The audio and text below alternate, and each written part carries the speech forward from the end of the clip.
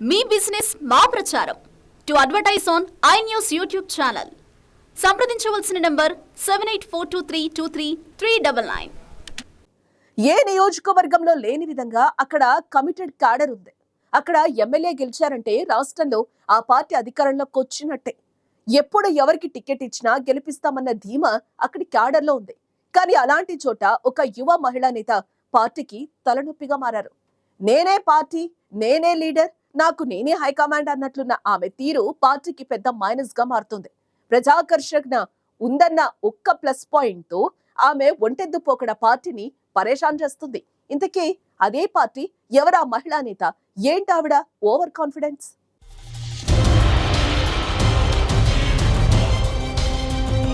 సహజంగా ఏ రాజకీయ పార్టీకైనా ఒక విధానం ఉంటుంది, కొన్ని సిద్ధాంతాలు ఉంటాయి. దాని ప్రకారమే పార్టీలో నాయకులంతా నడవాలి. అది ప్రాంతీయ పార్టీ అయినా సరే, జాతీయ పార్టీ అయినా సరే. ఇలాంటి విషయాల్లో తెలుగుదేశం పార్టీలో క్రమశిక్షణ కాస్త ఎక్కువగానే ఉంటుంది. పార్టీలో ఎంత సీనియర్ అయినా అధినేత ఆదేశాలను శిరసా వహించాల్సిందే. ఎవరూ లైన్ అతిక్రమించే పరిస్థితి ఉండకూడదు. ఎవరైనా తోక జాడించినా టైం చూసుకుని కట్ చేసేయడం ఆ పార్టీలో మామూలే. ఇవన్నీ తెలిసినా ఈ రూల్స్ అన్నీ నాకు వర్తించవు అన్నట్లు వ్యవహరిస్తున్నారు సింగనమల నియోజకవర్గ టీడీపీ నాయకురాలు బండారు శ్రావణి.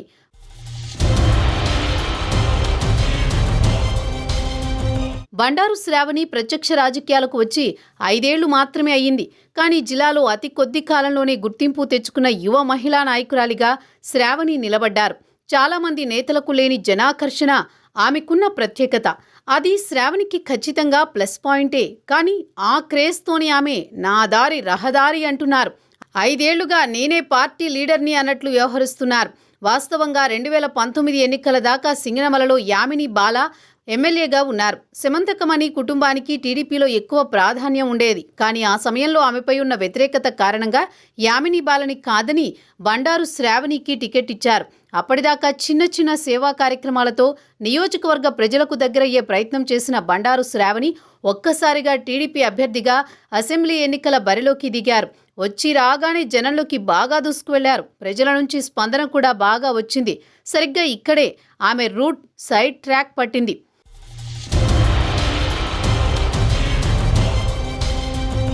ఎవరు ఇన్ఛార్జిగా ఉన్నా ఎన్నికల నాటికి ఎవరూ క్యాండిడేట్ అయినా అంతా పార్టీ నిబంధనల ప్రకారం నడుచుకోవాలి. నియోజకవర్గంలో అందరినీ కలుపుకుని పోవాలి. ముఖ్యంగా సీనియర్ నాయకులు, కొన్ని మండలాలను శాసించేవారిని కలుపుకోకుండా వెళ్తే ఫలితాలు ఎలా ఉంటాయన్నది శ్రావణికి కొద్ది టైంలోనే తెలిసి వచ్చింది.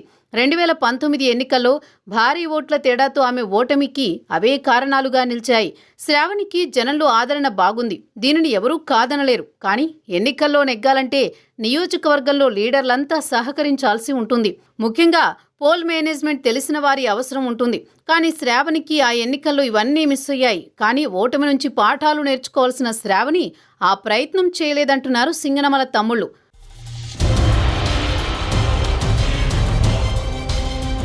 ఓటమి తర్వాత కూడా సీనియర్లు, పార్టీ నాయకులతో శ్రావణికి అదే స్థాయిలో విభేదాలు కొనసాగాయి. ఒకానొక సందర్భంలో నియోజకవర్గంలో పార్టీ పరిస్థితిని గమనించిన అధిష్టానం నార్పలకు చెందిన నర్సానాయుడు, గార్లదిన్నెకు చెందిన కేశవరెడ్డితో 2 మెన్ కమిటీని ఏర్పాటు చేసింది.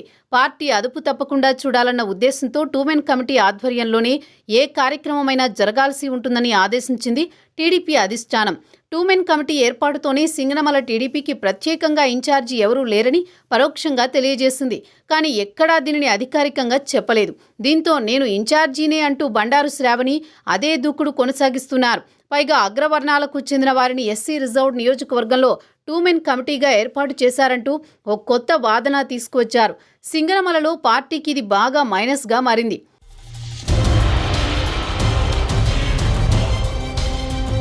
పార్టీ పిలుపునిచ్చినా సింగనమలలో ఎక్కడా లేని ఉత్సాహంతో పనిచేస్తుంది cycle party cadre. 2 men committee ఆధ్వర్యంలో కార్యక్రమాలు చురుగ్గా జరుగుతుంటాయి. కొందరు నాయకులు కూడా వ్యక్తిగతంగా తమ తమ ప్రాంతాల్లో పార్టీ పిలుపు మేరకు కార్యక్రమాలు నిర్వహిస్తూ ఉంటారు. అయితే శ్రావణి వీరందరినీ కాదని ఒంటరిగా కార్యక్రమాలు నిర్వహిస్తూ ఏకపక్షంగా వ్యవహరిస్తున్నారు. దీంతో పార్టీలో చీలికలు ఏర్పడ్డాయి. నియోజకవర్గంలో దాదాపు 3 అంతుల లీడర్లను శ్రావణి దూరం చేసుకున్నారు. అధిష్టానం పరిస్థితులను చక్కదిద్దడానికి ఎన్ని ప్రయత్నాలు చేసినా ఎలాంటి ఫలితం లేదు. దశాబ్దాలుగా పార్టీ కోసం పనిచేస్తున్న నాయకులను కూడా శ్రావణి పట్టించుకోకపోవడంతో సింగనమలకు అసలు ఇన్ఛార్జి ఎవరి దారిలో నడవాలన్న కన్ఫ్యూజన్లో ఉంది పార్టీ కేడర్. ఎన్నికలు దగ్గర పడుతున్నా పరిస్థితులు మారకపోవడంతో సింగనమల టీడీపీలో పరిస్థితి ఇంకా అగమ్యగోచరంగానే ఉంది.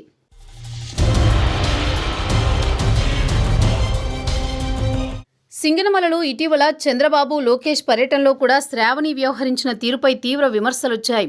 తన తండ్రిపై దాడి చేశారంటూ సొంత పార్టీ నేతల మీద పరోక్షంగా విమర్శలు చేసి లోకేష్ పాదయాత్రలో గందరగోళానికి కారణమయ్యారు శ్రావణి. మహిళా నేతను తోసేశారంటూ జరిగిన ప్రచారం పాదయాత్రకు మైనస్లా మారింది. ఇలాంటి సంఘటనలు అంతర్గతంగా కూడా చాలా జరిగాయని ఆరోపిస్తున్నారు సింగనమల టీడీపీ సీనియర్లు. ఎస్ఎస్బిఎన్ కళాశాల ఘటన నేపథ్యంలో లోకేష్ వచ్చిన సమయంలో ఆయనకు వ్యతిరేకంగా నినాదాలు చేయడం, కొందరు పార్టీ నేతలపై అట్రాసిటీ కేసులు పెట్టించడం పార్టీ నేతలను ఆవేదనకు గురిచేసింది. ప్రస్తుతం అధిష్టానం టికెట్లు కేటాయించే సమయం వచ్చింది. అన్ని నియోజకవర్గాలపై చాలా వరకు స్పష్టత ఉన్నా సింగనమలపై మాత్రం ఎలాంటి నిర్ణయానికి రాలేకపోతోంది టీడీపీ అధిష్టానం.